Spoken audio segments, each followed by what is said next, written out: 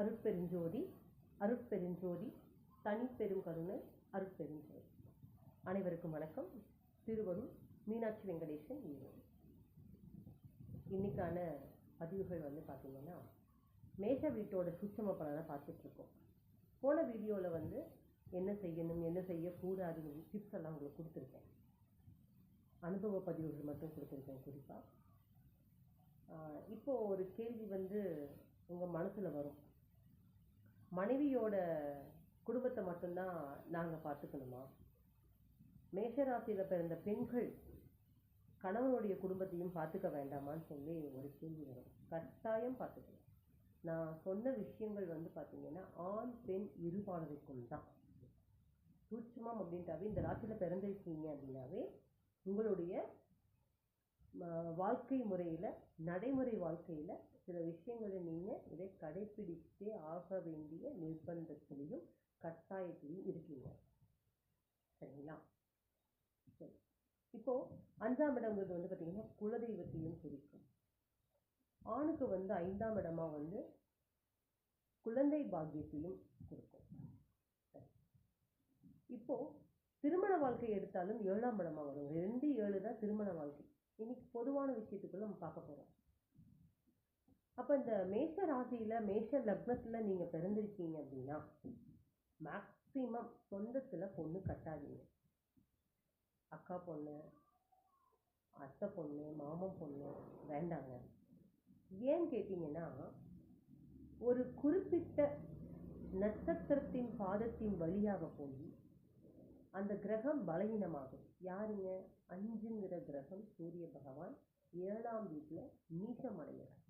அப்போது எந்த ஸ்டார் வழியாக போகிறான்னு பார்த்தீங்கன்னா 2, 7க்குண்டான சுக்கிர பகவானோட நட்சத்திர பாதத்தின் தன்னுடைய பலவீனம் ஆகிறதுனால சொந்தத்தில் பொண்ணு ஆண்கள் கட்டக்கூடாது.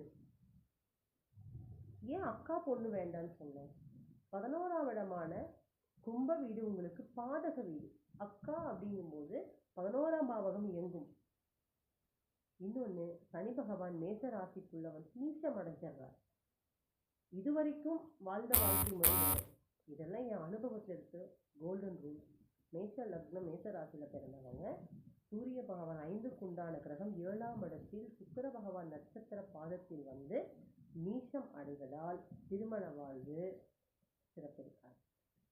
அதனால் நீங்கள் என்ன பண்ணக்கூடாதுங்க? முக்கியமாக சொந்தத்தில் பெண் கட்டக்கூடாது. மேக்ஸிமம் அக்கா பொண்ணும் கட்டக்கூடாது. ஏன்னா திருமண பந்தத்தில் திருப்தியற்ற நிலையை கண்டிப்பாக சுட்டி காட்டும். நீங்கள் என்ன செஞ்சாலும் ஏதாவது ஒரு விஷயத்தில் உங்களுக்கு இடன்பாடாகவும் முரண்பாடாகவும் தான் இருப்பாங்க. வாழ்க்கை துணையோட அட்ஜஸ்ட்மெண்ட் உங்களுக்கு கிடைக்காது. ஏன்னா ஆல்ரெடி மேஷ ராசி நீங்கள் கொஞ்சம் பிடிவாதம் இருக்கும், மூர்க்க குணம் இருக்கும், வேகம் இருக்கும். விவேகம் கொஞ்சம் குறைவுன்னு சொல்லலாம். ஆனால் திட்டமிட்டு செஞ்சீங்கன்னா உங்களை மாதிரி செய்யக்கூடிய நபர் யாரும் கிடையாது. அதுவும் மற்றவங்களுக்கு நீங்கள் ஸ்கெட்ச் போட்டு கொடுப்பீங்க பாருங்க, இதை செய்யுப்பா, இதை பாருங்க, இவரை போய் பாருங்க, நான் சொன்னேன்னு சொல்லுங்க, இதை கண்டிப்பாக செஞ்சு கொடுப்பாருன்னு சொல்லி நீங்கள் யாருக்காவது ஸ்கெட்ச் போட்டு கொடுத்தீங்கன்னா அவ்வளோ பர்ஃபெக்டாக ஒர்க் அவுட் ஆகும். ஏன்னா 9க்குண்டான வழிகாட்டியான குரு பகவான் உங்கள் நட்பு கிரகமாக வராரு. இன்னொன்று, தனுசு வீட்டில் குரு இருந்தாருன்னா 5வது பார்வையை உங்கள் ராசியை பார்ப்பார். இன்னொன்று, குரு பகவான் உச்சமடையக்கூடு உங்களுடைய 4ஆம் இடமான கடக வீட்டில் உச்சமடைகிறார். சரிங்களா? இன்னும் கிரகங்கள் வாரியாக போனோம்னா போயிட்டே இருக்கலாம். ஒரு ராசி கட்டத்தை மட்டும் எடுத்து வச்சு வீடியோ போட்டோம்னா 1000 வீடியோ போட்டாலும் பத்தாதுங்க. அவ்வளோ விஷயம் இருக்கு. சரிங்களா? இப்போ இந்த குரு பகவான் வீடாவும் சனி பகவான் இங்கே நீச்சம் அடைறதுனால கண்டிப்பாக நீங்கள் திருமணம் பண்ணும் பொழுது மிகவும் முக்கியம் சொந்தத்தில் சொல்லி கட்டணும். இன்னொன்று, சுக்கிர பகவான் தான் 2ங்கிற குடும்பஸ்தானாதிபதியும் 7ங்கிற கடத்தராதிபதியும். இந்த கிரகத்தோட பலம் என்னன்னு கேட்டீங்க அப்படின்னா, லக்னத்தோட 6ஆம் இடத்துல போய் கன்னி வீட்டில் போய் நீச்சம் அடைச்சாங்க. உங்களுக்குள்ள அந்யோன்யம் அதிகமாக இருக்கு அப்படின்னா கட்டாயம் மனைவிக்கு ஒரு நோய் வரும். மாற்று கருத்தே கிடையாது. அங்கே தாம்பத்தியம் அப்படிங்கிற விஷயம் அங்கே சின்னதாக லாக் ஆகும். எதிர்பார்ப்புகள் அங்கே கிடைக்காது. அப்போது 6ஆம் இடம் என்ன? நோய் ஸ்தானம், எதிரி ஸ்தானம்னு செய்யணும். உங்களுக்கு அவங்க சில விஷயம் ஆப்போசிட்டாக இருக்காங்க அப்படின்னா பார்த்தீங்கன்னா அந்யோன்யமாகவும் இருப்பீங்க, சண்டையும் போட்டுக்குவீங்க, அப்படியே சகஜமாக போயிடும் லைஃப் 50-50 அப்படி தான் இருக்கும். ஏன்னா சுக்கிர பகவான் பார்த்தீங்க அப்படின்னா 12ஆம் இடத்துல போய் உச்சம் அடைஞ்சிடுறாரு. அங்கே 12ஆம் இடங்கிறது விரயஸ்தானம். அவங்க செய்யக்கூடிய செலவுகளாகட்டும் சேமிப்பாகட்டும் உங்களுக்கு முழுமையாக வந்து ஒரு ஈடுபாடு இருக்காது. அதையும் அவங்க சுற்றி காட்டும். சரி, இப்போ 3 6ஆம் இடத்துக்கு வருவோம், புதனோட வீட்டுக்கு வருவோம். இந்த புதன் பகவான் ஃபஸ்ட்டு எதிரிங்க, நன்மை செய்ய மாட்டாங்க. தடைப்பட்ட கல்வி கட்டாயம் இருக்கும். இல்லை இடம் மாற்றி உட்காந்து படிச்சிருக்கீங்க, தாத்தா பாட்டி வீடு அத்தை மாமா வீடு அந்த மாதிரி ஏதோ ஒரு குறிப்பிட்ட ஒரு பீரியடில் வந்து பார்த்தீங்கன்னா இடமாற்றம் உங்களுக்கு ஸ்டடீஸில் இருக்கும். இல்லைன்னா ஸ்கிப் பண்ணி படிக்கிறது, இல்லை ட்ராப் அவுட் ஆகிறது, இல்லைன்னா கண்டினியூவாக நீங்கள் படிச்சிருக்கீங்கன்னா உங்கள் ஜாதகத்தில் புதன் பகவான் அதிகமாக சிறப்பாக இருந்திருக்கணும். சரிங்களா? இல்லைன்னா நீங்கள் நிறையா பேருக்கு வழிகாட்டியாக இருக்கீங்க. சரிங்களா? அந்த குருவோட ஆக்டிவேஷன் இல்லாமல் கண்டினியூட்டியாக நீங்கள் வந்து படிக்க முடியாது. அவங்களுக்கு டீச்சர்ஸ் ஒரு நல்ல மதிப்புகள் மரியாதைகள் கண்டிப்பாக உங்களுக்கு இருக்கும். உங்களுக்குன்னு சொல்லக்கூடிய ஒரு விஷயத்த வந்து அங்கே வச்சுக்குவீங்க. ஏன்னா குரு 9 இல்லையா? டீச்சர்ஸ்க்கு உங்களை பிடிக்கும், ஸ்டாஃப்ஸ்க்கு உங்களை பிடிக்கும், அந்த விஷயத்தையும் அங்கே நீங்கள் வலியுறுத்துவீங்க. இப்போ அடுத்தது 10ஆம் இடம் தொழிலுக்கு வரலாம். இப்போ தொழில் ஸ்தானம் பார்த்தீங்கன்னா சனி பகவானாக வர 10-11 தொழில் ஸ்தானாதிபதியும் அவர் தான், உங்களுக்கு லாபாதிபதியும் அவர் தான், பாதகாதிபதியும் அவர் தான். சரி, இந்த இடத்துல பார்த்தீங்கன்னா சனி பகவான் நீச்சம் அடையக்கூடிய இடம். தொழிலில் வந்து எதுவுமே ஒரு ஸ்டாண்டிங்காக நீங்கள் வந்து இருக்க முடியாது. ஒரு 2-3 தொழிலாவது மாறி இருக்கீங்க. எக்ஸ்பீரியன்ஸ் நிறைய இருக்கும். ஒரு தொழிலெல்லாம் ஆரம்பிக்கணும், எந்த காலகட்டத்தில் எந்த இடத்துல எப்படி ஆரம்பிக்கணும் உங்களை கேட்டால் போதும், பர்ஃபெக்டாக சொல்லிக் கொடுப்பீங்க. கைட்னஸ் வந்து அவ்வளோ அழகாக சொல்லிக் கொடுப்பீங்க. மற்றவங்களுக்கு சொல்லக்கூடிய விஷயத்தை நீங்கள் ஃபாலோ பண்ண முடியும், அவ்வளோதான்.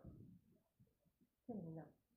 இப்போ இந்த 10-11 இடம் வந்து சனி பகவானே வந்து அங்கே பலவீனமாகறதுனாலையும் உங்களுக்கு 7ஆம் இடத்துல வந்து சனி பகவான் பலம் ஆகிறதுனாலையும் ஒரு இடத்துல போய் நீங்கள் தொழிலில் போய் உட்கார்ந்தீங்கன்னா அதனுடைய வளர்ச்சி அபரிமிதமாக இருக்கும். சரிங்களா? அவங்களோட உழைப்பு வந்து பார்த்தீங்கன்னா பர்ஃபெக்டாக பண்ணிக்கிங்க. எந்த வேலையை செஞ்சு முடிச்சுட்டு தான் சாப்பாடு தூக்கமே உங்களுக்கு இருக்கும். அப்படி தான் நீங்கள் இருப்பீங்க. உங்களுடைய பொறுப்புன்னு சொல்லி உங்களுக்கு கொடுக்குற வரைக்கும் தான் நிதானமாக இருக்கீங்க. பொறுப்பெல்லாம் கொடுத்துட்டாங்கன்னா அசுர வேகத்தில் உங்களுக்கு இருக்கும். ஆனால் அதன் மூலமான முழுமையான வருமானம் நிலைப்பாடு இருக்குமான்னு கேட்டீங்கன்னா சின்ன கேள்வி. தொழில் ஸ்தாபனம் வச்சுருக்காங்க, மிகப்பெரிய இண்டஸ்ட்ரி வச்சுருக்காங்க, அதெல்லாம் ஓகே. அதெல்லாம் உங்களுடைய சுய ஜாதகத்தோட 10ஆம் இடத்தோட 6ஆம் இடம் முதலீட்டு ஸ்தானமான கிரகத்தோட பலத்தை பொறுத்து திசாபுத்திகளை பொருந்தியது. பொதுவாக நம்ம பார்க்குறது வந்து பொதுவான கான்செப்ட் தான். இப்போ இந்த இடத்துல வந்து பார்த்தீங்க அப்படின்னா 10-11 கிரகம் பலவீனமாகறதுனாலையும் 7ஆம் இடத்துல உச்சமடைனாலையும் உங்களை சார்ந்தவர்களுக்கு வெற்றி கிடைக்குமோ தவிர உங்களுக்கு சுமாரான வெற்றி தான். ஆனால் ஒரு நல்ல நேம் இருக்கும், உங்களுக்கு நல்ல பெயர் இருக்கும். உங்கள் கெப்பாசிட்டி அந்த இடத்துல வந்து பர்ஃபெக்டாக ஒர்க் பண்ணுவீங்க. ஒரு இடத்துல நீங்கள் இருந்து வேலை செஞ்சீங்க அப்படின்னா உங்களுடைய வழிகாட்டுதல் மூலமாக நீங்கள் வேலை சொல்லி கொடுக்குறீங்க அப்படின்னாலுமே அங்கெல்லாம் குறையே சொல்ல முடியாது. நிர்வாக திறமையும் அழகாக இருக்கும். ஏன்னா அதே 10ஆம் வீட்டுல செவ்வாய் பகவான் போய் உச்சமடைகிறாரு. நிர்வாக திறமை அப்படிங்கிற விஷயம் உங்களுக்கு பொறுப்பு கொடுக்குற வரைக்கும் தான் எல்லா விஷயம். பொறுப்பெல்லாம் கொடுத்துட்டாங்கன்னா உங்களை மாதிரி செய்கிறதுக்கு ஆட்கள் கிடையாதுங்க. ஆத்மார்த்தமாக வச்சு செய்வீங்க, ஆனால் வாழலாமே தவிர வளர்ச்சி கிடைக்காது. இங்கே நம்ம வாழ்கிறத விட வளர்ச்சி தான் ரொம்ப இம்பார்ட்டன்ட். அதுக்கு உங்கள் ஜாதகத்தோட திசாபுத்திகளுக்கு கிரகங்களோட ஆக்டிவேஷனை வந்து வச்சு தான் நம்மளுடைய வளர்ச்சியை நோக்கி பயணிக்க முடியும். சரி, இப்போ அடுத்து வந்து பார்த்தீங்க அப்படின்னா என்ன கிரகங்களை ஆக்டிவேட் பண்ணணும்னா நீங்கள் சூரிய பகவானையும் குரு பகவானையும் ஆக்டிவேஷன் செஞ்சுக்கணும். சூரிய பகவான் வழிபாடுங்கிறது ரொம்ப இம்பார்ட்டன்ட். குரு பகவான் அப்படிங்கும்போது பெரியோர்களை மதித்தல், அவர்களுக்கு தேவையான உங்கள் கடமைகளை செய்தல், இதுவும் சிறப்பு தான். சரிங்களா? அப்போது குலதெய்வத்தோட வழிபாடு ரொம்ப இம்பார்ட்டன்ட்.